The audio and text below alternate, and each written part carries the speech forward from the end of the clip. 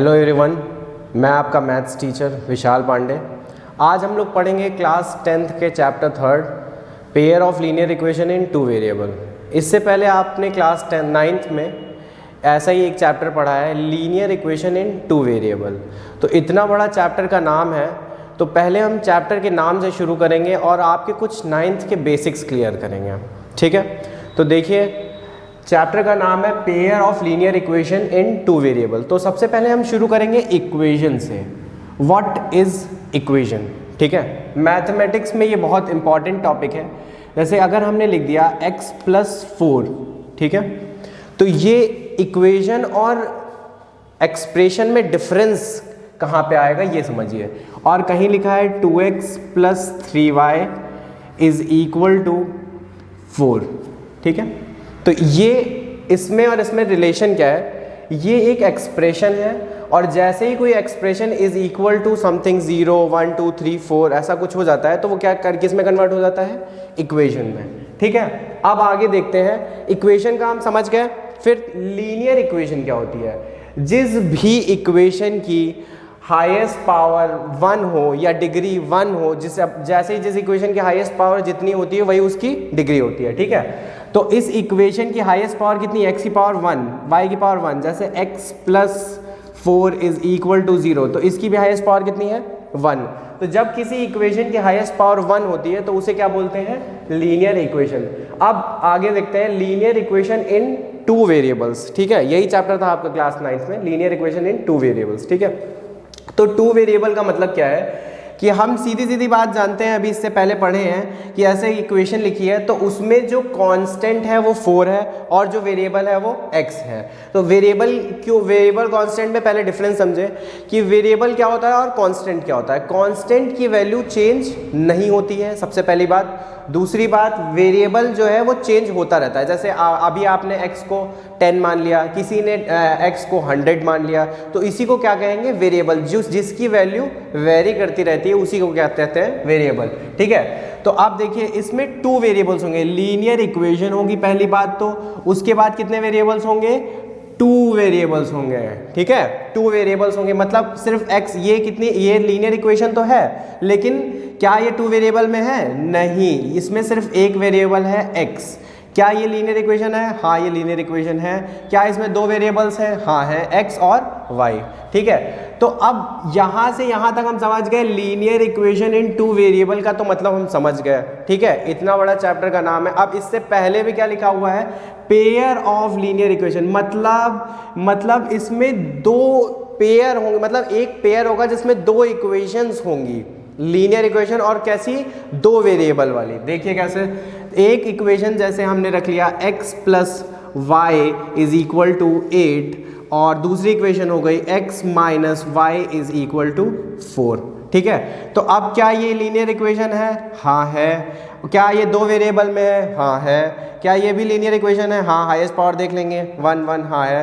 क्या 2 वेरिएबल है? हाँ है भाई। तो ये दूसरी इक्वेशन। इसका मतलब है कि हमारे पास एक इक्वेशन होगी जो कि 2 वेरिएबल में होगी, उसके बाद दूसरी भी इक्वेशन होगी, वो भी उन्हीं दोनों वेरिएबल में होनी चाहिए। जैसे अगर पहली इक्वेशन x y वेरिएबल में है तो दूसरी इक्वेशन भी x y वेरिएबल में ही होनी चाहिए। ठीक है, तो सबसे पहले हम समझेंगे 9th क्लास में भी आपने एक लीनियर इक्वेशन टू वेरिएबल में इसका ग्राफिकल रिप्रेजेंटेशन किया था। अगर कोई भी इक्वेशन 2 वेरिएबल में है और वो लीनियर है तो ग्राफ पे अगर हम उसे रिप्रेजेंट करना चाहें तो हम उसको रिप्रेजेंट कर सकते थे। पहली इक्वेशन जैसे है x + y = 8।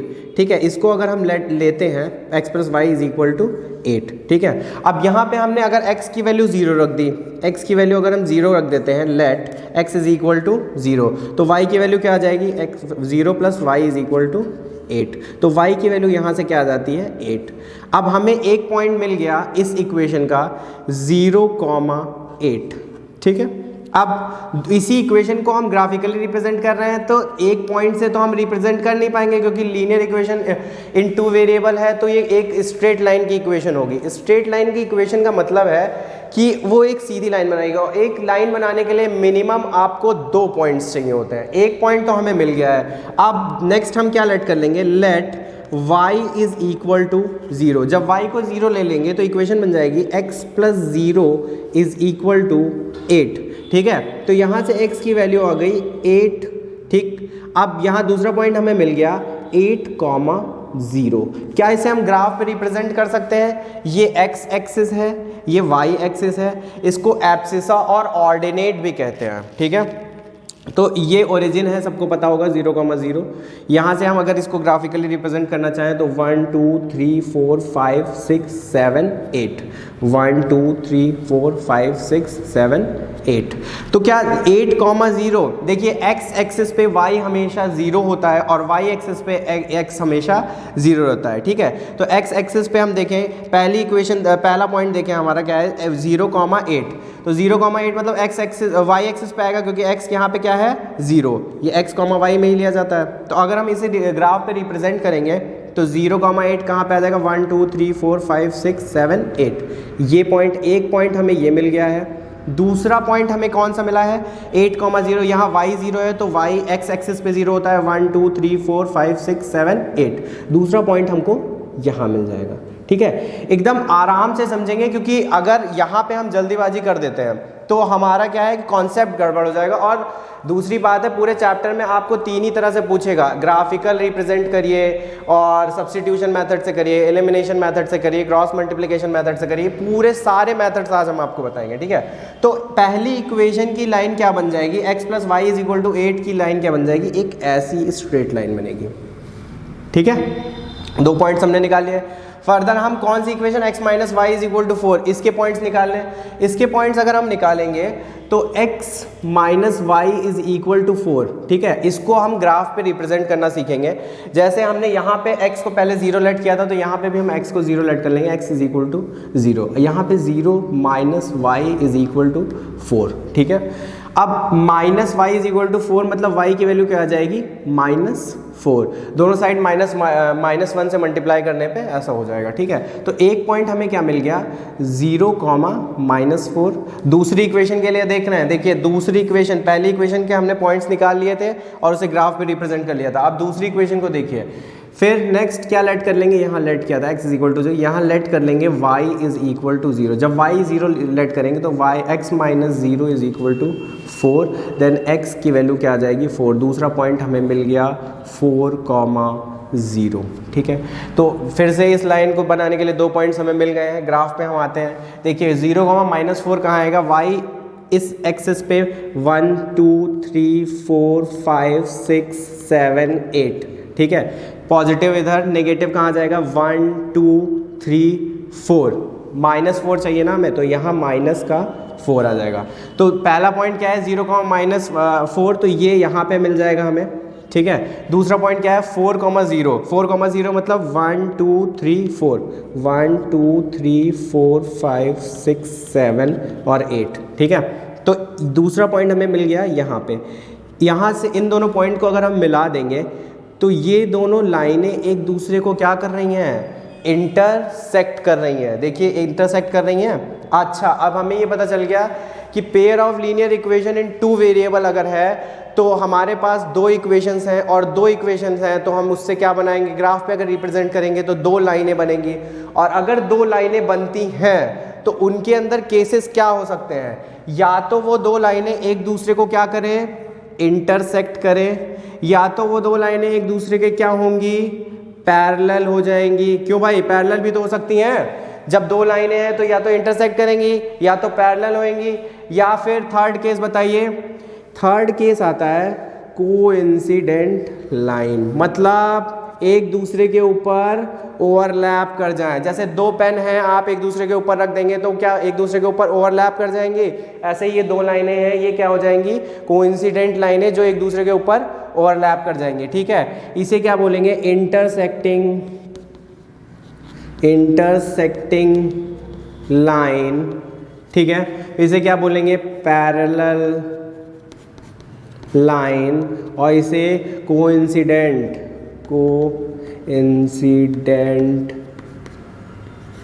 लाइन। ठीक है, कोइंसिडेंट लाइन। ठीक है, तो अब मान लीजिए 2 इक्वेशंस आपके पास गिवन है तो आपको निकालना है कि वो दोनों लाइनें इंटरसेक्टिंग है या पैरेलल है या कोइंसिडेंट है।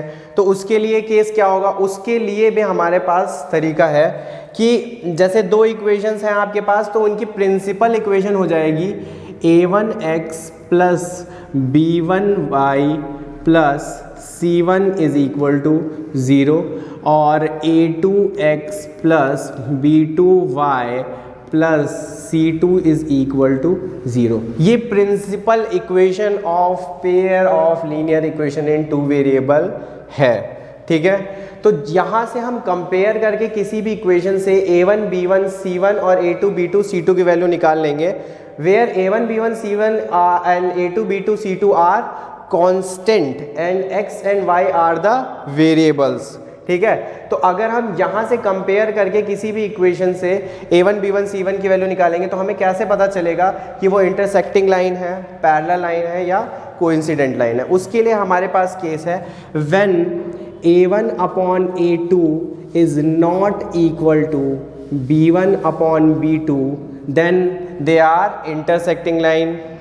Further, next a1 upon a2 is equal to b1 upon b2 but not equal to c1 upon c2, then they are parallel lines. First case ये है, सेकेंड केस ये है, थर्ड केस ये है, ठीक है। थर्ड केस में क्या होगा, when a1 upon a2 is equal to b1 upon b2 and equal to c1 upon c2, ठीक है। तो ये क्या हो जाएंगी, सब अगर इक्वल हो जाएंगे तो क्या हो जाएंगी, कोइंसिडेंट लाइंस, ठीक है।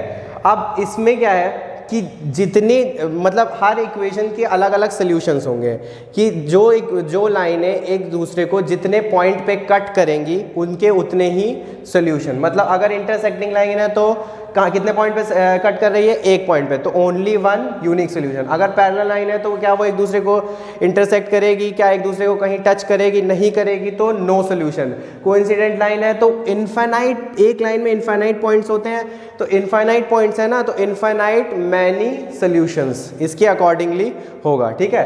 पहले इतना नोट कर लीजिए, फिर आगे बताते हैं, ठीक है। तो सबसे पहले देखते हैं principle of a1x plus b1y plus c1 is equal to 0। Principle of pair of linear equation क्या है और इसको कैसे अप्लाई करना है। a2x plus b2y plus c2 is equal to 0।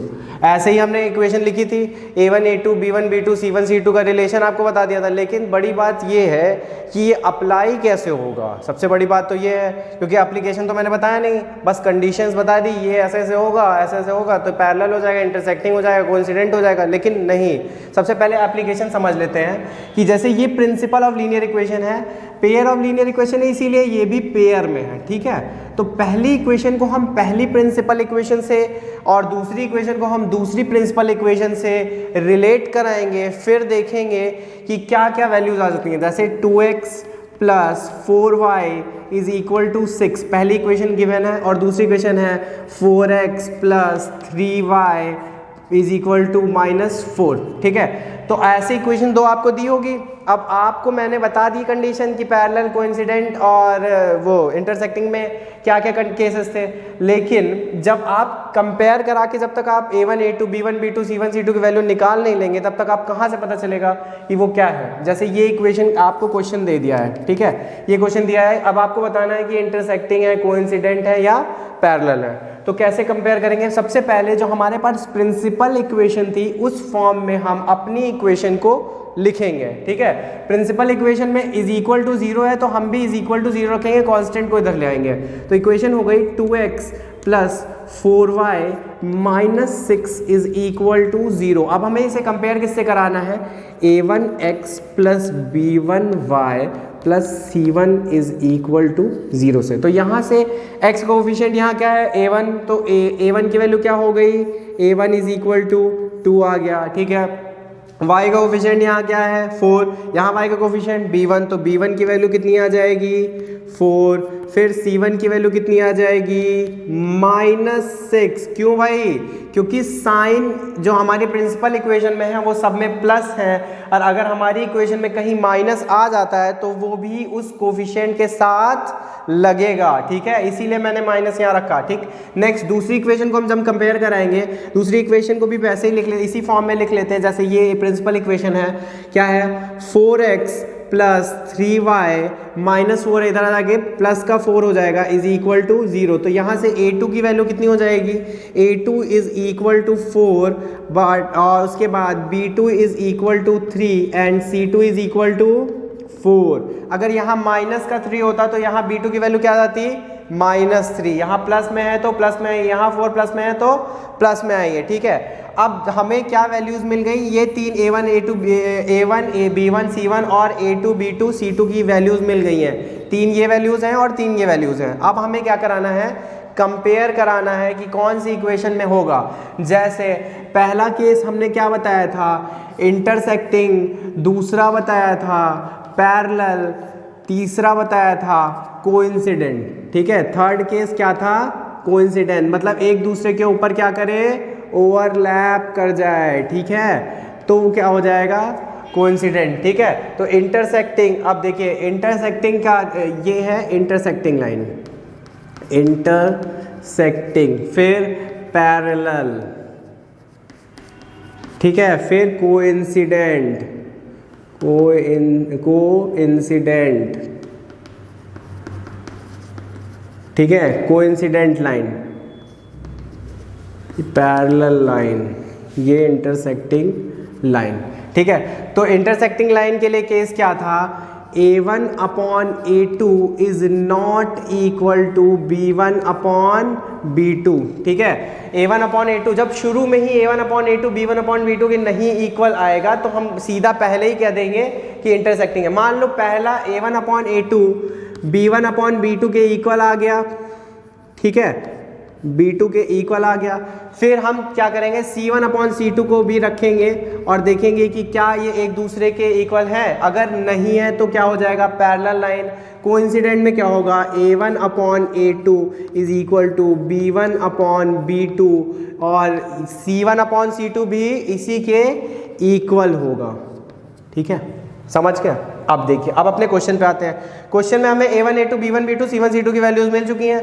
हम a1 a2 को नीचे रख के देखते हैं, 2 अपॉन 4 a1 a2 हो गया, और b1 b2 क्या है, a1 अपॉन a2 करके देखते हैं तो 2 अपॉन 4 आएगा, कैंसिल करके क्या हो जाएगा 1 अपॉन 2। a1 अपॉन a2 की वैल्यू क्या हो गई, a1 अपॉन a2 की वैल्यू हो गई 1 अपॉन 2। फिर b1 अपॉन b2 की वैल्यू चेक करते हैं, b1 अपॉन b2 की वैल्यू यहाँ से क्या हो जाएगी 4 अपॉन 3। क्या a1 अपॉन a2 या ये इसके बाद तो कैंसिल होगा नहीं, तो क्या a1 upon a2 b1 upon b2 के इक्वल है, नहीं है, तो हम यहाँ क्या कह देंगे a1 upon a2 is not equal to b1 upon b2। तो हम कह देंगे कि ये कैसी लाइंस हैं, ये इक्वेशन हमारी कैसी है, कोइंसिडेंट, ठीक है, इंटरसेक्टिंग है, ठीक है। तो इंटरसेक्टिंग है तो इसमें कितने सॉल्यूशन होंगे, ओनली वन यूनिक सॉल्यूशन, ठीक है।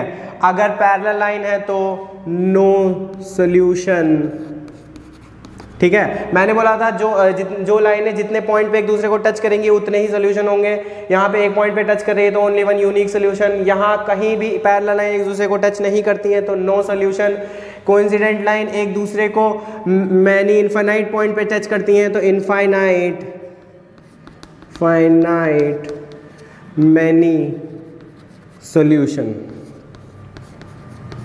इनफाइनाइट मैनी सोल्यूशन, ठीक है। तो ये इनके केस हो गए। फिर आपसे ऐसे ही नहीं कि सिर्फ इंटरसेक्टिंग और no solution, infinite many solution यही पूछता है कि कौन सी कंसिस्टेंट लाइन है, कौन सी इनकंसिस्टेंट लाइन है। इसमें एक सोल्यूशन आता है तो ये क्या हो जाएगा, कंसिस्टेंट, ठीक है, और इसमें नो सोल्यूशन है तो ये क्या हो जाएगा, इनकंसिस्टेंट। और इसमें मैनी सोल्यूशन आ जाता है तो ये क्या हो जाएगा, ये भी डिपेंडेंट कंसिस्टेंट इसे बोलते हैं, लेकिन कंसिस्टेंट के केस में ये भी आता है। ठीक है, ठीक, डिपेंडेंट कंसिस्टेंट होता है लेकिन कंसिस्टेंट ही इसका भी आंसर हम लिखते हैं। ठीक है, तो ये दोनों जिसमें हमें वैल्यूज सोल्यूशन मिल रहे हैं वो कंसिस्टेंट है, जिसमें हमें नहीं मिल रहे हैं तो सोल्यूशन मतलब नो सोल्यूशन है वो क्या है, इनकंसिस्टेंट है। इसी तरह हम पैरेलल लाइन का एक एग्जांपल देख लेते हैं कि कैसे पैरेलल लाइन की इक्वेशन होगी तो नो सोल्यूशन कैसे आएगा। जैसे 2x plus 4y is equal to 6 और 4x plus 8y is equal to 9। ठीक, तो हम यहाँ से a1/a2 b1/b2 c1/c2 की वैल्यूज निकाल लेंगे। तो a1 की वैल्यू यहाँ से क्या आ रही है हम देख के, अब इतना करने के बाद, जैसे एग्जांपल है, इतना करने के बाद हम ये समझ जाएंगे कि a1 a2 b1 b2 और c1 c2 की वैल्यूज क्या होंगी। 6 इधर आ जाएगा तो इक्वेशन हमारी हो जाएगी 2x plus 4y minus 6 is equal to 0। दूसरी इक्वेशन हो जाएगी 4x plus 8y minus 9 is equal to 0। तो यहाँ से अगर हम देखें तो a1 की वैल्यू यहाँ से कितनी है, a1/a2 निकाल के देखते हैं। तो a1 की वैल्यू यहाँ से क्या दिख रही है हमें, 2/4। ठीक है, तो 2/4 दिख रही है। इसी तरह b1 की वैल्यू, इसे कैंसिल कर देंगे, ये हो जाएगा 1/2। b1/b2 की वैल्यू निकालेंगे तो क्या हो जाएगा, b1/b2 की वैल्यू हो जाएगी 4/8। तो इसे कैंसिल करेंगे, ये भी 1/2 हो जाएगा। क्या a1/a2 b1/b2 के इक्वल है? हाँ, दोनों की वैल्यू 1/2 आ रही है तो इक्वल है। a1/a2 is equal to b1/b2। फिर क्या, उसके बाद हम क्या चेक करते थे, c1/c2, क्या पता ये भी एक दूसरे के इक्वल आ जाए। इक्वल आ जाएंगे तो कौन सी लाइन हो जाएगी भाई, कोइंसिडेंट लाइन हो जाएगी ना। तो अगर चेक करते हैं c1/c2 की वैल्यू रख के -6/-9 कैंसिल हो जाएगा, माइनस से माइनस ये कैंसिल होगा, क्या आ गया 2/3। तो क्या ये इसकी इक्वल है, 2/3 1/2 के इक्वल नहीं है। तो क्या केस बन गया, a1/a2 is equal to b1/b2 but not equal to c1/c2। ठीक है, तो ये केस बनेगा। तो मैंने पहले ही बताया था नो सोल्यूशन आएगा और ये दोनों लाइनें कैसी होंगी, एक दूसरे के पैरेलल होंगी। ठीक है, नोट कर लीजिए इसे। और इसी तरह के और भी क्वेश्चंस आपकी बुक में हैं, उससे लगाने हैं। और दूसरी बात है कि सीधा सीधा आपकी सेकंड एक्सरसाइज थर्ड एक्सरसाइज में यही पूछा है कि ये दोनों लाइनें इक्वेशंस दी हैं, ऐसी दो इक्वेशंस दी हैं, पूछा है कि इंटरसेक्टिंग है ये बताइए, या पैरेलल है या बताइए कोइंसिडेंट है ये बताइए। ठीक है, तो आपको सीधा कंपेयर करके, जैसे मैंने इस क्वेश्चन में किया है, कंपेयर करके सीधा लिख देना है हाँ ये इंटरसेक्टिंग है, हाँ ये पैरेलल है और ये हाँ ये कोइंसिडेंट है। फिर नेक्स्ट क्वेश्चन एक और भी दिया हुआ है उसमें कि कंसिस्टेंट और इनकंसिस्टेंट बताना है। तो कौन सी लाइन कंसिस्टेंट है और कौन सी लाइन इनकंसिस्टेंट है। ठीक है, तो इसमें आप कंपेयर करके बता देंगे। ठीक है, यहां से निकाल लेंगे, नोट कर लीजिए सर।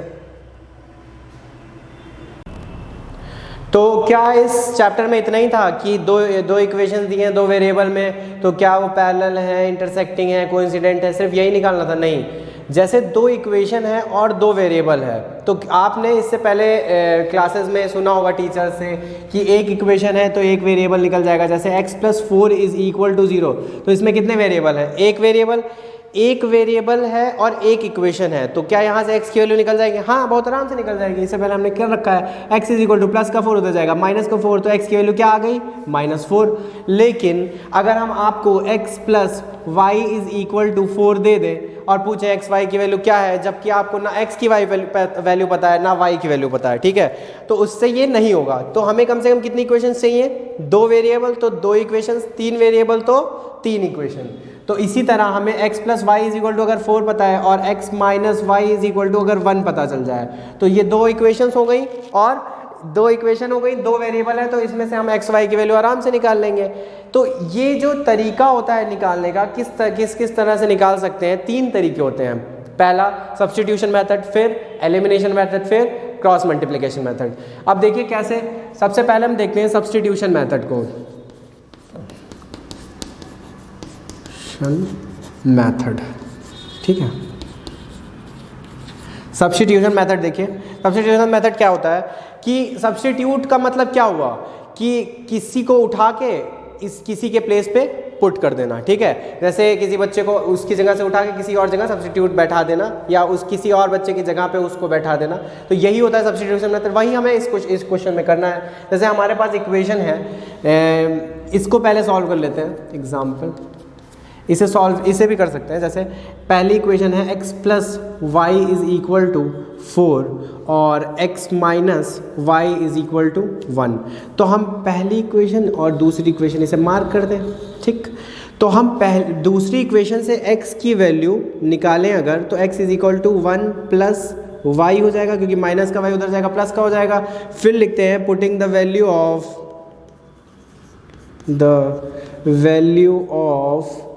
x इन इक्वेशन 1 में ही क्यों? जिस इक्वेशन से हम वैल्यू निकालेंगे उस इक्वेशन में वैल्यू नहीं पुट करेंगे, उसकी दूसरी इक्वेशन में ही पुट करेंगे, उस इक्वेशन में नहीं, उस दूसरी वाली इक्वेशन में पुट करेंगे। तो putting the value of x in equation 1, x की वैल्यू अगर हम इक्वेशन 1 में पुट करते हैं, इक्वेशन 1 क्या थी? x plus y is equal to 4। यहाँ से x की वैल्यू क्या रख देंगे? 1 plus y is equal to 4। Y तो पहले से ही था ना भाई, यहाँ पे हमने वैल्यू क्या पुट करी है? x प्लस वाई ही तो पुट की है। x के प्लेस पे क्या रख सकते हैं? 1 प्लस वाई वैल्यू पुट कर दी, और y प्लस का पहले से ही था तो 1 उधर चला जाएगा। y प्लस वाई क्या हो जाएगा? 2y is equal to 4, plus का 1 उधर जाएगा, माइनस का 1, तो y इज इक्वल टू क्या हो जाएगा? 3/2, क्योंकि 2 यहाँ मल्टीप्लाई में, उधर जाके डिवाइड में, तो y की वैल्यू क्या आ गई? 3/2। अब यही वैल्यू यहाँ पे पुट कर देंगे तो x की वैल्यू आ जाएगी कैसे? x इज इक्वल टू हमने निकाला था 1 प्लस y की वैल्यू है 3/2, 1 प्लस 3/2 क्या हो जाएगा? x की वैल्यू क्या हो गई? 2 प्लस 3/2, मतलब x की वैल्यू आ गई 5/2, ठीक है। 5/2 यहाँ से x की वैल्यू आ गई। अब देखिए ये हो गया कौन सा मेथड? Substitution method. मतलब x की वैल्यू हमने निकाली और पहले इक्वेशन में सब्स्टिट्यूट कर दी, मतलब पुट कर दी, ठीक है। तो इसे क्या कहेंगे?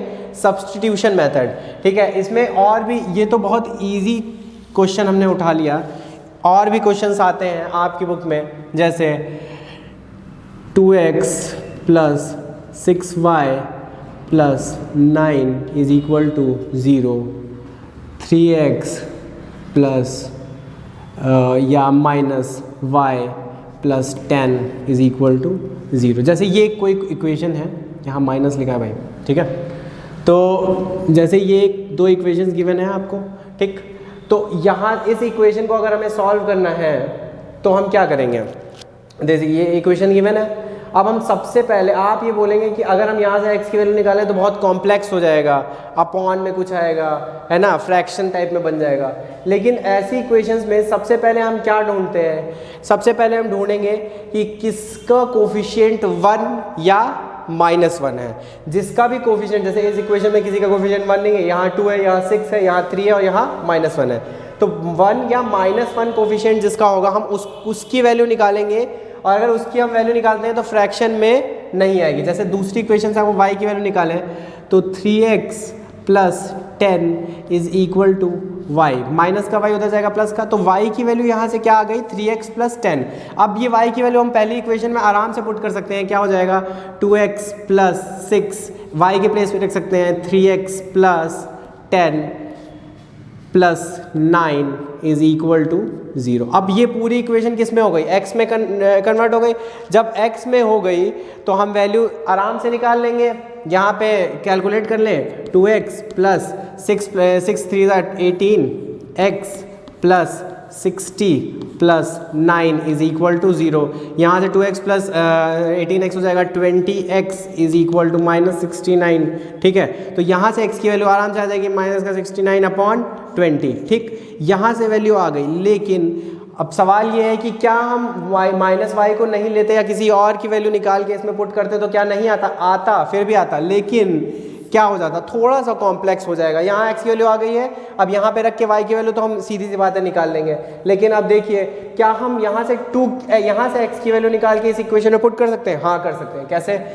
2x plus 6y plus 9 is equal to 0। फिर 2x is equal to -6y -9, क्योंकि ये प्लस का था दोनों, उधर जाएगा माइनस का हो जाएगा। अब यहाँ से हम x की वैल्यू निकालेंगे, x is equal to -6y -9 whole upon 2। ये किसकी वैल्यू आ गई? x की। अब ये थोड़ा सा कॉम्प्लेक्स दिख रहा है, हमको भी दिख रहा है, आपको भी दिख रहा है, आपको तो ज़्यादा दिख रहा होगा एज कंपेयर टू दिस, ठीक है। तो ये कॉम्प्लेक्स है, इसीलिए हम कहते हैं कि जब हमें कोई भी इक्वेशन है सब्स्टिट्यूशन मेथड से सॉल्व करनी है तो हमें सबसे पहले उसका कोफिशिएंट 1 या -1 चेक करना है। 1 या -1 अगर किसी का है तो सबसे पहले हम उसी की वैल्यू निकालेंगे, क्योंकि वो फ्रैक्शन में नहीं आएगी, क्योंकि यहाँ 2 मल्टीप्लाई में था तो डिवाइड में जाएगा ही जाएगा। यहाँ अगर 1 रहता तो सीधी सी यही कोई वैल्यू आ जाती, हम आराम से पुट कर लेते हैं। क्या इससे नहीं क्वेश्चन होगा, इससे भी हो जाएगा, लेकिन इसके कंपेरेटिवली थोड़ा सा टफ हो जाएगा। इसीलिए ये मेथड बताया है कि सबसे पहले हम ढूंढेंगे किसका कोफिशिएंट 1 या -1 है। सब्स्टिट्यूशन मेथड करने के लिए ये बहुत इंपॉर्टेंट है, समझ रहे हैं, ठीक। अब हम ये x की वैल्यू किससे, पहली इक्वेशन से हमने x की वैल्यू निकाली थी, दूसरी इक्वेशन में हम पुट कर दें, putting the value of x, putting the value of x in equation 2, ठीक है। इक्वेशन 2 में वैल्यू पुट कर देंगे, ठीक है। उसके बाद x की वैल्यू देखिए, इक्वेशन 2 में अगर हम पुट करेंगे तो 3x की वैल्यू क्या हो गई, -6y -9 होल अपॉन 2, फिर +10, नहीं इस दूसरी इक्वेशन में रखेंगे तो यहाँ क्या है, माइनस है ना भाई, -y + 10 इज इक्वल टू 0। यहाँ पूरी इक्वेशन किस में आ गई, y में आ गई। कैलकुलेट कर लेंगे, हाँ कैलकुलेट हो जाएगा, बहुत आराम से हो जाएगा, कोई दिक्कत नहीं है, ज़्यादा प्रॉब्लम नहीं है। जिसकी भी मैथ्स थोड़े बहुत भी ठीक है वो आराम से कैलकुलेट करेगा, लेकिन इसकी कंपैरेटिवली थोड़ा सा टाइम टेकिंग ज़्यादा है और लेंथी हो जाएगा। इसलिए हम ये बताते हैं कि सबसे पहले हमें क्या ढूंढना है कि कोफिशिएंट क्या हो, 1 हो या -1 हो। आई थिंक इसके आगे आप सॉल्व कर लेंगे, इसकी वैल्यू यहाँ पुट कर देंगे, इसके ये भी सॉल्व हो जाएगा, कोई दिक्कत की बात नहीं। यहाँ वैल्यू पुट करके देखते हैं, 3 × -69 अपॉन 20 फिर +10 इज इक्वल टू y।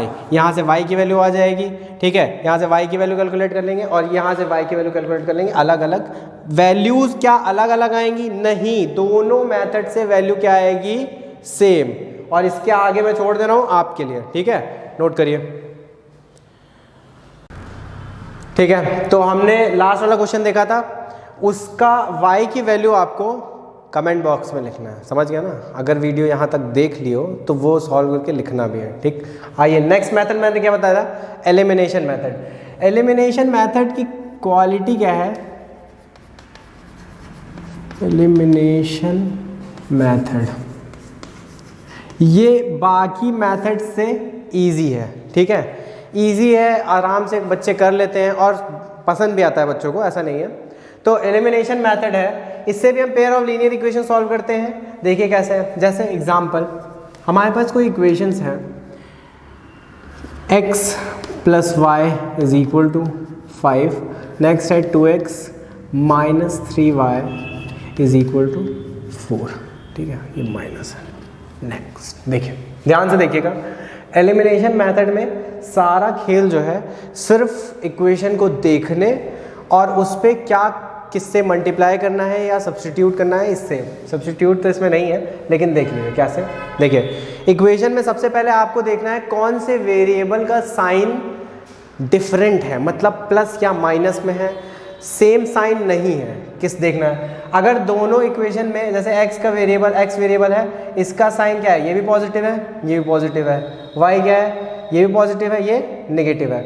अगर हमें जिसे एलिमिनेट करना है, एलिमिनेट मतलब गायब कर देना, मतलब जैसे 4 लोग बैठे एक सीट पे, एक को एलिमिनेट कर दो, हटा दो वहाँ से, तो बस हमें एलिमिनेट करना है, यही ध्यान रखना है, नाम के इस अकॉर्डिंगली ये भी है, ठीक है। तो एलिमिनेट करना है जैसे, तो हमें एलिमिनेट किसे करना है पहले ये पहचानना पड़ेगा, ठीक। दोनों पॉजिटिव, नहीं इसे नहीं, पॉजिटिव नेगेटिव, इससे एलिमिनेट करना है। क्यों, जैसे ही डिफरेंट साइन दिखेगा हम उसे एलिमिनेट करेंगे। एलिमिनेट करने के लिए सबसे पहले हमें क्या करना पड़ेगा, उनके कोफिशिएंट को इक्वल करना पड़ेगा। अगर दोनों वेरिएबल के साइन सेम है, ये भी माइनस है, ये भी माइनस है, ये भी प्लस है, ये भी प्लस है, तो आपको तो उसका मेथड अलग मैं बताऊंगा, और जो अगर डिफरेंट है तो उसके लिए देखिए ध्यान से पहले इसको समझेंगे कि एलिमिनेट किसे करना है जिसके साइन मतलब एक जैसे ना हो, जैसे एक पॉजिटिव एक नेगेटिव हो, ठीक। अब हमें किसे एलिमिनेट करना है, यहाँ से हमने देख लिया कि हम y को एलिमिनेट करेंगे क्योंकि इसका साइन, क्योंकि सर ने बताया था इसका जिसका साइन डिफरेंट होगा उसी को एलिमिनेट करना आसान है, ये प्लस ये माइनस, ठीक है।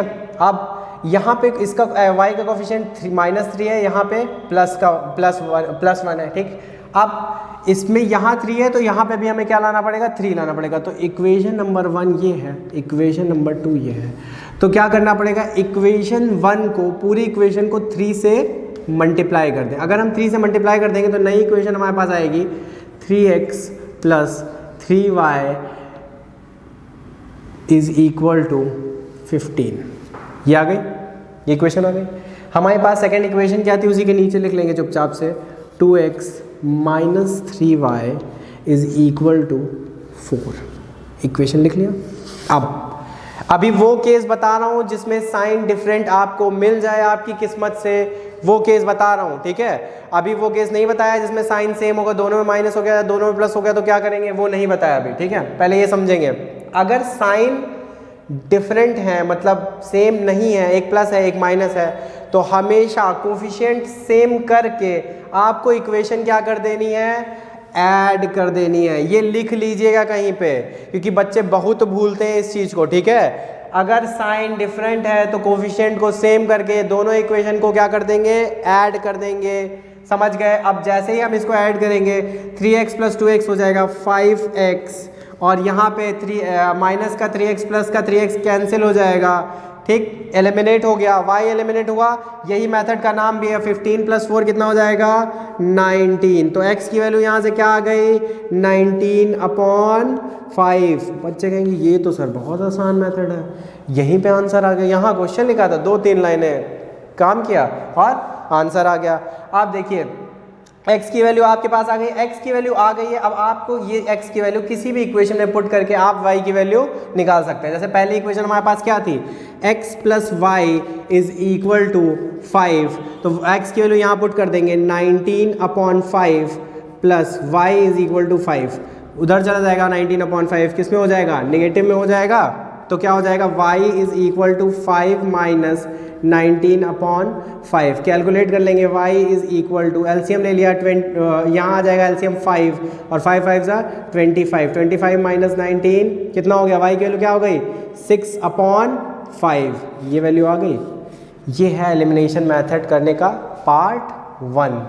जब क्या हो, बोलो भाई, क्या हो, जब साइन डिफरेंट आ जाए, ठीक है। दोनों, ये x में ये प्लस था, ये भी प्लस था, ये प्लस, y में ये प्लस था, ये माइनस था। y में हमें क्या मिल गए, अपोजिट साइन मिल गए। जैसे ही अपोजिट साइन मिलेंगे हमें क्या करना है, कोफिशिएंट इक्वल करके दोनों इक्वेशन को ऐड कर देना है। आराम से क्वेश्चन हो जाएगा एलिमिनेशन मेथड में। बस इतना ही है। दूसरा पार्ट बताने जा रहा हूँ एलिमिनेशन मेथड। बस इतना सही समझ लेंगे, सिर्फ साइन का खेल अगर ये आगे बस समझ लेंगे तो दिक्कत एक भी नहीं होगी। एलिमिनेशन मेथड बहुत आसान होता है और बच्चे इजीली आंसर निकाल लेते हैं और सही निकालते हैं, ठीक। मान लीजिए कोई इक्वेशन है x + y = 6 और 3x + 4y =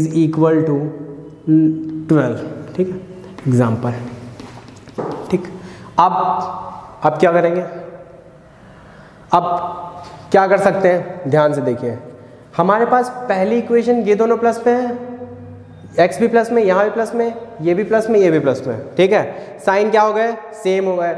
या ये भी हो सकता था माइनस में y हो, ये भी माइनस में हो, तो भी साइन क्या हो गए, दोनों वेरिएबल के सेम हो गए ना। तो अब आपको क्या करना है, और लगाना है, एलिमिनेशन मेथड ही है। तो आप में जब साइन अपोजिट थे तो मैंने बताया, अब साइन सेम है उसके लिए देखिए, किसी भी इक्वेशन को लेंगे, जैसे ये इक्वेशन है, इसने हमने लिया, हम किसी एक को देख लेंगे, x या तो y, या तो x के कोफिशिएंट सेम करने हैं या तो y के कोफिशिएंट सेम करने हैं। इसको मान लिया हमने इक्वेशन नंबर 1, इसको मान लिया इक्वेशन नंबर 2। इक्वेशन 1 में हम x के साइन सेम करना चाहते हैं, तो equation 1 multiplied by equation 1 multiplied by 3 अगर करते हैं, तो इक्वेशन 1 को और 3 से मल्टीप्लाई करते हैं तो क्या हो जाएगा, 3x + 3y = 18 हो जाएगा। हो जाएगा भाई, कोई डाउट तो नहीं है किसी को। जब साइन सेम आएंगे तो उसके लिए क्या कंडीशन है वही बताने जा रहा हूँ, ठीक है। मल्टीप्लाई कर दिया, ये आ गया। इसके बाद इक्वेशन नंबर 1 ऐसे बन गई हमारी, इसको इक्वेशन नंबर 3 नाम दे दें।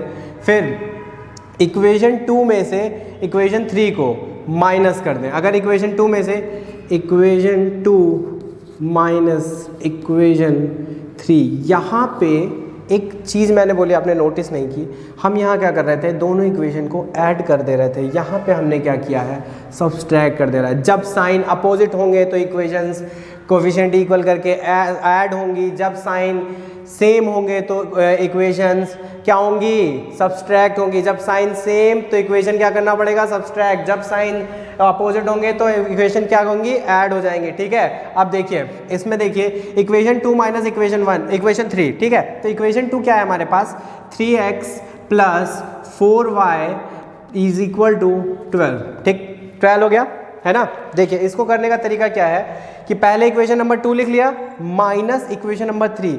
जैसे ही हम यहाँ पे इक्वेशन नंबर 3 लिखेंगे, क्या है, 3x plus 4y is equal to 3x plus 3y, 3x plus 3y is equal to 18। यही तो है इक्वेशन नंबर 3 जो मल्टीप्लाई करके हमने नई इक्वेशन बनाई है, ठीक है। वैसे इक्वेशन 3 लिखने की ज़रूरत नहीं होती, बस आप मल्टीप्लाई कर लीजिए, उसके बाद सब्सट्रैक्ट कर दीजिए, आंसर आ जाता है। ये आप पहली बार देख रहे हैं इसलिए मैं इतना डीपली बता रहा हूँ, ठीक है। अब इसे क्या करना है, सब्सट्रैक्ट। क्या ऐसे सब्सट्रैक्ट कर सकें, सब्सट्रैक्ट करने के लिए क्या करना पड़ेगा, साइन क्या होंगे, चेंज हो जाएंगे। ये प्लस में है तो माइनस, ये प्लस में है तो माइनस, ये प्लस में है तो माइनस। अगर इसी में से कोई एक माइनस में होता तो वो क्या हो जाता, जो माइनस में रहेगा वो प्लस में हो जाएगा, जो प्लस में रहेगा वो माइनस में हो जाएगा। यहाँ से x एलिमिनेट हो गया, यहाँ प्लस का 3x है, यहाँ माइनस का 3x है, यहाँ प्लस का 4y है, माइनस का 3y माइनस हो जाएगा, 4y में से 3y बचेगा, प्लस का y इज इक्वल टू 12 में से 18 माइनस करेंगे तो आ जाएगा -6। तो यहाँ से y की वैल्यू आ गई -6, ठीक है। y की वैल्यू आ गई, किसी भी इक्वेशन में वैल्यू रख देंगे x की वैल्यू आ जाएगी। अगर y की वैल्यू -6 है और किसी इक्वेशन में रख देंगे तो x की वैल्यू क्या आ जाएगी। देखिए भाई इक्वेशन नंबर 1 में हम रखेंगे x plus y is equal to 6 था, y की वैल्यू -6 रख देंगे तो y -6 is equal to 6, x की वैल्यू क्या आ गई, 12 आ जाएगी। देखिए इतना आराम से ये क्वेश्चन हो गया, ठीक है, नोट कर लीजिए। दोनों तरह अलग अलग टाइप हैं, ये टाइप 1 है, ये टाइप 2 है। टाइप 1 में अपने हिसाब से अपनी लैंग्वेज में लिख लीजिएगा कि जब साइन अपोजिट होंगे तो इक्वेशंस ऐड होती हैं, जब साइन सेम होते हैं तो इक्वेशन सब्सट्रैक्ट होती हैं। समझ गए, कोफिशिएंट को सेम करना होता है इस केस में भी और इस केस में। कभी कभी आपको दोनों इक्वेशन में मल्टीप्लाई करना पड़ेगा, दोनों इक्वेशन को कोफिशिएंट सेम करने के लिए दोनों इक्वेशन में मल्टीप्लाई करना पड़ेगा। वो टाइप्स ऑफ क्वेश्चंस में आएंगे, ठीक है, इसी हिसाब से सारे होंगे, ठीक है। टाइप 1 टाइप 2 नोट कर लीजिए। अभी तक हम लोगों ने टाइप 1 टाइप 2 के क्वेश्चंस किए एलिमिनेशन मेथड में, और उन दोनों क्वेश्चंस में हमें किसी एक इक्वेशन में कोफिशिएंट से मल्टीप्लाई करना पड़ रहा था। लेकिन अभी हमारे पास एक क्वेश्चन है जिसे हम करेंगे जिसमें दोनों इक्वेशन में किसी ना किसी कोफिशिएंट से मल्टीप्लाई करना पड़ेगा, ठीक है, कोफिशिएंट इक्वल करने के लिए। देखिए पहले तो इस क्वेश्चन को देखेंगे। इस क्वेश्चन में सब कुछ पॉइंट में है, 0.7, 0.4, 0.3, है ना। तो इसे करना थोड़ा सा डिफिकल्ट है एज़ कम्पेयर टू नॉर्मल। तो दोनों इक्वेशन को क्या करेंगे, सबसे पहले firstly equation number 1 equation number 2 10 से मल्टीप्लाई करते हैं। अगर हम दोनों इक्वेशन को 10 से मल्टीप्लाई कर देंगे तो ये कुछ ऐसा हो जाएगा, इसको भी 10 से मल्टीप्लाई कर दें पूरी इक्वेशन को, इसको भी 10 से मल्टीप्लाई कर दें, ठीक है। तो हमें थोड़ा सा अपने कंफर्ट के हिसाब से इजी इक्वेशंस दिखने लगेंगी। क्या दिखेंगे, 10 से मल्टीप्लाई करेंगे 0.4 को तो 4x plus 3y is equal to 17। Next equation क्या हो जाएगी, 7x minus 2y is equal to 8। हाँ, अब आपको लग रहा होगा कि हाँ आप ठीक दिख रही है। अब हमें इसे किस मेथड से करना है, एलिमिनेशन मेथड से करना है। एलिमिनेशन मेथड में टाइप 1 टाइप 2 मैंने बताया था। अगर दोनों कोफिशिएंट के इसमें देखो x के वो साइन सेम है, हाँ y के साइन डिफरेंट है, मतलब इसी को एलिमिनेट करेंगे। और जब साइन अपोजिट रहते थे तो इक्वेशंस को ऐड कर देते थे। उससे पहले हम कोफिशिएंट को क्या करते थे, सेम। यहाँ y का कोफिशिएंट 3 है, यहाँ y का कोफिशिएंट 2 है, तो दोनों को सेम करने के लिए क्या करेंगे, इस इक्वेशन को मल्टीप्लाई करना पड़ेगा 2 से, और दूसरी इक्वेशन को मल्टीप्लाई करना पड़ेगा 3 से। देखिए हमें क्या इक्वेशन मिलती है, पहली इक्वेशन को अगर 2 से मल्टीप्लाई कर दें तो 8x plus 6y is equal to 34, और 3 से दूसरी इक्वेशन को मल्टीप्लाई करेंगे तो 21x minus 6y is equal to 8 3 24। ये मिल गया, ध्यान से देखिएगा, ठीक है, ये हमें मिल गया। अब हमने क्या बोला था, साइन अपोजिट होंगे तो ऐड कर देंगे। 8x प्लस 21x हो जाएगा 29x, ठीक है। उसके बाद प्लस का 6x माइनस का 6x एलिमिनेट हो गया। फिर 34 प्लस 24 कितना हो जाएगा, 58 हो जाएगा। तो यहाँ से x की वैल्यू हमारी क्या आ जाएगी भाई, 58/29। यहाँ से कैंसिल कर देंगे तो x इज इक्वल टू क्या आ जाएगा, 2। यहाँ से x की वैल्यू हमें मिल गई, x की वैल्यू आ गई। पुट करके हम y की वैल्यू निकाल लेंगे। किसी भी इक्वेशन में हम अगर पुट कर देंगे तो y की वैल्यू निकल आएगी। कैसे, 4x plus 3y is equal to 17। x की वैल्यू 2 हमने यहाँ से निकाली है, तो पुट कर देंगे 4 × 2 plus 3y is equal to 17। यहाँ से आ जाएगा 8 plus 3y is equal to 17। 3y is equal to 17 minus 8, यहाँ से कैंसिल कर देंगे। 3y इज इक्वल टू 9 और y की वैल्यू आ जाएगी 3। x और y की वैल्यू आ गई। तो ये वो मेथड था जिसमें हमें दोनों इक्वेशन में किसी ना किसी से मल्टीप्लाई करके कोफिशिएंट इक्वल करने थे, ठीक है। ये तो हो गई बात एलिमिनेशन मेथड की। अब नेक्स्ट मैंने क्या बोला था, cross multiplication method. Cross multiplication, अच्छा हमें ध्यान देने वाली बात ये है कि जब हमारे पास सब्स्टिट्यूशन मेथड था, ठीक है, हम सब्स्टिट्यूट करके निकाल ले रहे थे। फिर एलिमिनेशन मेथड आ गया, एलिमिनेशन उससे भी आसान हो गया। फिर हमें क्रॉस मल्टीप्लिकेशन मेथड पढ़ने की क्या ज़रूरत पड़ गई। आखिर ये ज़रूरत कहाँ से आई, मतलब कोई ना कोई तो नीड होगी तभी तो। क्रॉस मल्टीप्लिकेशन मेथड में सबसे पहले यूनिक सोल्यूशन, मतलब इंटरसेक्टिंग वाली लाइन को ही करते हैं, ठीक है। तो क्रॉस मल्टीप्लिकेशन मेथड में पहले हम लिख लें क्रॉस मल्टीप्लिकेशन मेथड, ठीक है। क्रॉस मल्टीप्लिकेशन मेथड, ठीक। क्रॉस मल्टीप्लिकेशन मेथड सबसे पहले तो इसमें एक फॉर्मूला है। Unique solution, only one unique solution को करने के लिए हम ये करते हैं, ठीक है। सबसे पहले इसमें एक फॉर्मूला है, डायरेक्ट फॉर्मूले में हम वैल्यूज़ पुट करते हैं a1 b1 c1 और a2 b2 c2 की, और हमें वैल्यू निकल आती है। लेकिन इसका फॉर्मूला याद करना थोड़ा सा डिफ़िकल्ट है, तो सबसे पहले एकदम शुरुआत में हम आपको इसका फॉर्मूला याद करना सिखाएंगे कि ये फॉर्मूला बनता कैसे है। और अगर ये सीख लेंगे आप तो एकदम आराम से ये मेथड, ये फॉर्मूला लिख लेंगे कभी भी। जैसे b1 b2 c1 c2 a1 a2 और b1 b2। ये b1 से शुरू करेंगे, b1 c1 a1 b1, ठीक। b2 c2 a2 b2, ठीक। ये लिख लिया पहले। सबसे पहले ये सोच रहे ऐसे ही क्यों लिखा, ऐसे ही लिखना है तभी आपका फॉर्मूला इजीली बनेगा। अब हम यहाँ पे लिख लेंगे, इन दोनों के बीच में x लिख लेंगे, इन दोनों के बीच में y और इन दोनों के बीच में 1, ठीक है। सबसे पहले हम फॉर्मूला बनाना सीखेंगे। ऐसा ही एक फॉर्मूला आपकी बुक में लिखा है, ये आया कहाँ से ये समझिए। b1 c2 minus b2 c1, मतलब b1 c2 minus b2 c1। इसी तरह y के नीचे क्या लिखेंगे, c1 a2 minus c2 a1, ठीक है। फिर 1 के नीचे क्या लिखेंगे, a1 b2 minus a2 b1, a2 B1। ये हमारा फॉर्मूला बन गया।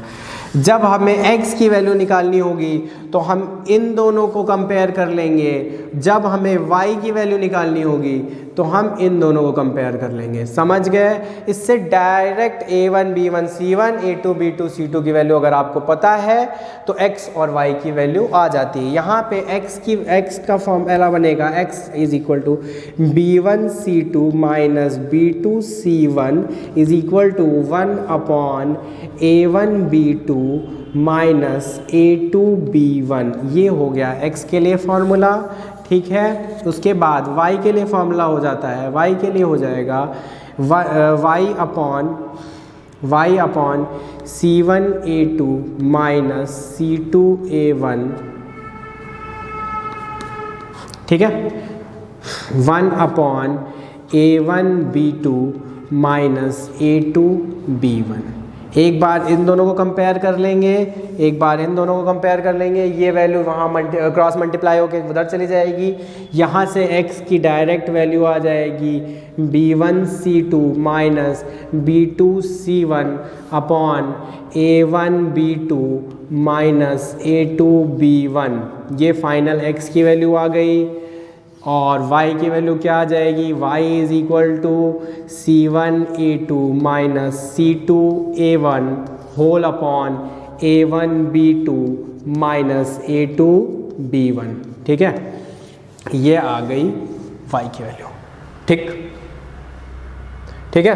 ये x की वैल्यू आ गई और ये y की वैल्यू आ गई, ठीक है। ये डायरेक्ट वैल्यू याद करना थोड़ा सा डिफिकल्ट है एज कंपेयर टू आप खुद फार्मूला बना लें। और फार्मूला बनाने के लिए कॉपी पे किसी भी कॉर्नर में आप ऐसे b1 upon b2 c1 upon c2 a1 upon a2 b1 upon b2 ऐसे लिख देंगे। उसके बाद यहाँ पे x फिर y फिर 1, x के प्लेस के नीचे ये, y के प्लेस पे y के अपॉन में ये और 1 के अपॉन में ये। उसके बाद कंपेयर करके x और y की, यहाँ से इस मेथड से डायरेक्ट x और y की वैल्यू निकल आती है। इसके आगे अभी हम कराएंगे, उसके लिए आप पहले इसको नोट कर लीजिए, उसके बाद हम इन्हीं फॉर्मूले से क्वेश्चंस कराएंगे, ठीक है। नोट करिए।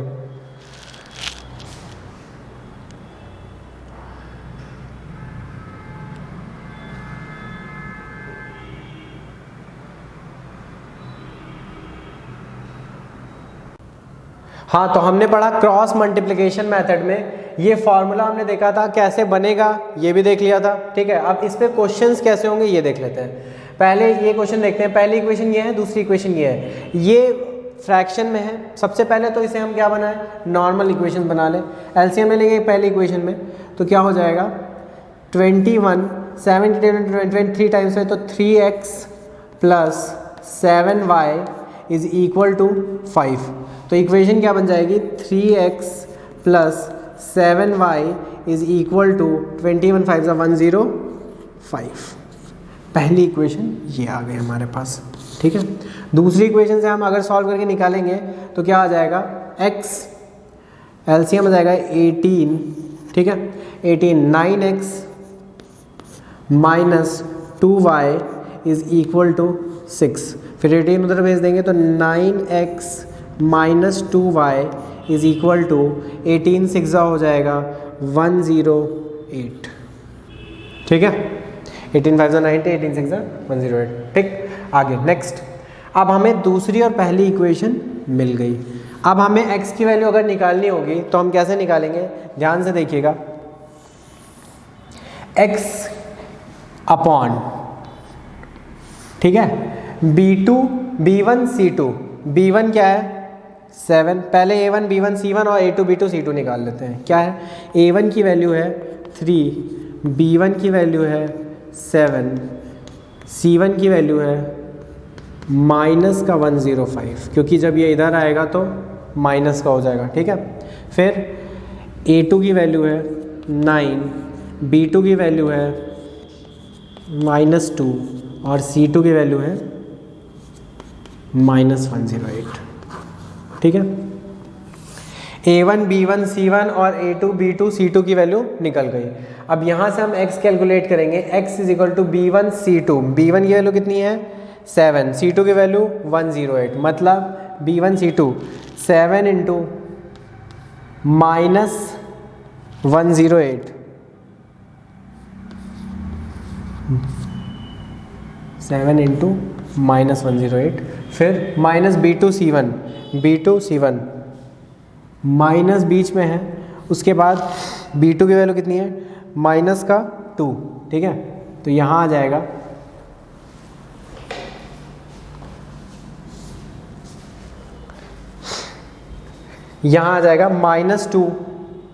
-2 और इंटू क्या हो जाएगा C1 -105, ठीक, इज इक्वल टू 1 अपॉन में क्या है A1 और B2 डायरेक्ट मल्टीप्लाई करके लिख देंगे, 3 2 = 6 और किसका -6, उसके बाद नेक्स्ट A2 B1 7 9 = 63 माइनस का 63, ठीक है, ये हो गया।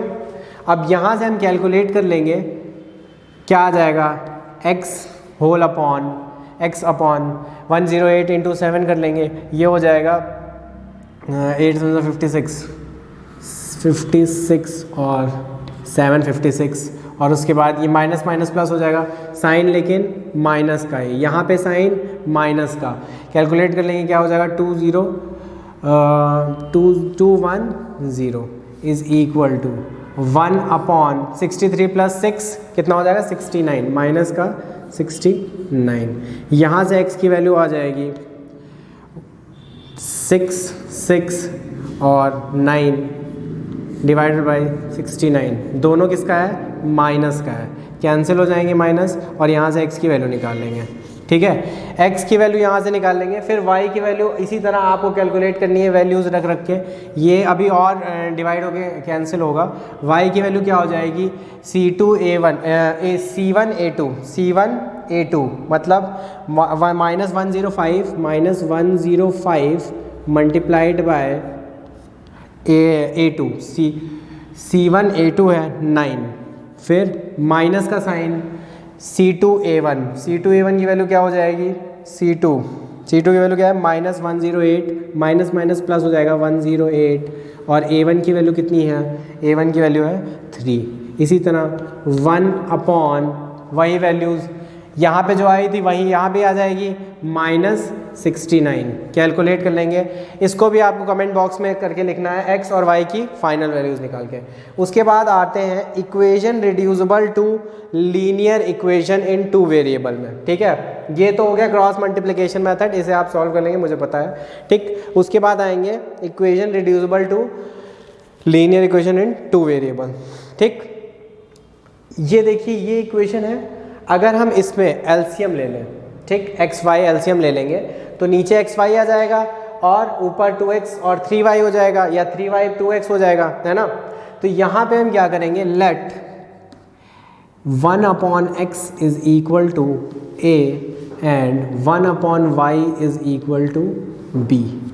a और b लेट कर लेंगे, 1 अपॉन x और 1 अपॉन y को अगर a और b लेट कर लें तो पहली इक्वेशन हमारी हो जाएगी 2 into 1 upon x plus 3 into 1 upon y is equal to 13। तो अगर 1 अपॉन एक्स और 1 अपॉन वाई के प्लेस पे ए भी पुट कर देंगे तो इक्वेशन बन जाएगी 2a plus 3b is equal to 13, equation number 1। Equation reducible to pair of linear equation in 2 variable है, ठीक है। तो दूसरी इक्वेशन हो जाएगी 5 into 1 upon x plus minus 1 into 1 upon y, इसको ऐसे लिख सकते हैं ना भाई -2, 1 अपॉन एक्स के प्लेस पे a रख देंगे तो 5a minus b is equal to, क्योंकि 1 से मल्टीप्लाई करेंगे b का तो b1 से b ही हो जाएगा, फिर -2। दूसरी इक्वेशन ये मिल गई। अब इसको हम या सब्स्टिट्यूशन या तो एलिमिनेशन किसी भी मेथड से सॉल्व कर लेंगे। एलिमिनेशन से मान लीजिए अगर करना है तो साइन देखना है, साइन देखिए यहाँ पॉजिटिव है b का, यहाँ पे नेगेटिव है b का, a और b की यहाँ से वैल्यूज़ आ जाएंगी। दूसरी इक्वेशन को किससे मल्टीप्लाई कर दें, कोफिशिएंट सेम करने के लिए 3 से मल्टीप्लाई कर दें। अगर 3 से मल्टीप्लाई कर देंगे तो ऐसी ही सेम कोफिशिएंट हो जाएगा, लेकिन बस साइन से ही चेंज रहेगा। तो दूसरी इक्वेशन को अगर 3 से मल्टीप्लाई कर देंगे तो हो जाएगा 15a minus 3b is equal to -6, ठीक है। अब पहली इक्वेशन हमारे पास क्या थी, 2a माइनस प्लस का 3b इज इक्वल टू 13। हो गया। अब दोनों इक्वेशन को हम ऐड कर देंगे तो 3b से 3b कैंसिल हो जाएगा, 15/17 हो जाएगा, 17a इज इक्वल टू, इसे सब्सट्रैक्ट कर देंगे तो 13 में से आ जाएगा 7। ठीक है, तो a की वैल्यू यहाँ से निकल आएगी 7/17। और a हमने लेट क्या किया था, ये हमने किसको लेट किया था, 1/x is equal to a let किया था। तो यहाँ पे 1/x की वैल्यू आ गई 7/17। ठीक है, तो इधर देख लेंगे तो यहाँ से x की रेसिप्रोकल कर देंगे तो x की वैल्यू क्या आ जाएगी 17/7, ये आ जाएगी ना भाई। यहाँ से हमें x की वैल्यू मिल गई। इसी तरह हम y के लिए भी कैलकुलेट कर लेंगे। a की वैल्यू यहाँ से क्या आई थी 7/17 आई थी। किसी भी इक्वेशन में a की वैल्यू अगर हम रख दें तो b की वैल्यू आ जाएगी। इक्वेशन में, इस वाले इक्वेशन में अगर हम रख देते हैं दूसरी इक्वेशन में, तो दूसरी इक्वेशन है 5a minus b is equal to -2, ये है। अब यहाँ से हम पहले b की वैल्यू निकाल लेंगे। a की वैल्यू क्या है 7/17, यहाँ रखेंगे तो 5 × 7/17 minus b is equal to -2। इसको उधर भेज देंगे तो 7 5 से हो जाएगा 35/17, माइनस का 2 इधर जाएगा, प्लस का 2 is equal to b, minus का b उधर जाएगा, प्लस का b हो गया। ठीक, एलसीएम ले लेंगे तो 35 + 34 whole upon 17 is equal to b। यहाँ से b की वैल्यू आ जाएगी 69/17। b की वैल्यू ये आ गई। हमने b लेट किसको किया था 1/y को, तो 1/y is equal to b, और b की वैल्यू क्या है 1/y is equal to 69/17। Reciprocal हो जाएगा, y की वैल्यू हो जाएगी 17/69। समझ गए। ऐसे क्वेश्चन भी आपके बुक में है जिन्हें बोलते हैं equation reducible to pair of linear equation in 2 variable. इसको हम क्या करेंगे 1/x को a के इक्वल और 1/y को b के इक्वल लेट कर लेंगे। ठीक है, फिर a b में इक्वेशन कैलकुलेट करके a b की वैल्यू निकाल लेंगे और उसका क्या कर देंगे रेसिप्रोकल। जैसे ही रेसिप्रोकल करेंगे x और y की वैल्यूज आ जाएंगी। जैसे x की यहाँ वैल्यू आ गई है और y की ये वैल्यू आ गई है। समझ गए। कभी कभी इक्वेशन में सिर्फ x नहीं गिवन होगा, 1/√x गिवन होगा, 1/√y गिवन होगा, तो वहाँ पे 1/x के प्लेस पे 1/√x और 1/y के प्लेस पे 1/√y भी लेट करेंगे। समझ गए, ये कर लीजिएगा। आपको इस वीडियो में सिर्फ 2 क्वेश्चंस दिए गए हैं होमवर्क, जो आपको कमेंट में दिखने हैं। पहला इससे पहले जो बताया था मैंने, दूसरा क्वेश्चन ये, इसमें x और y की वैल्यू आपको लिखनी है। समझ गए, ठीक है, नोट कर लीजिए।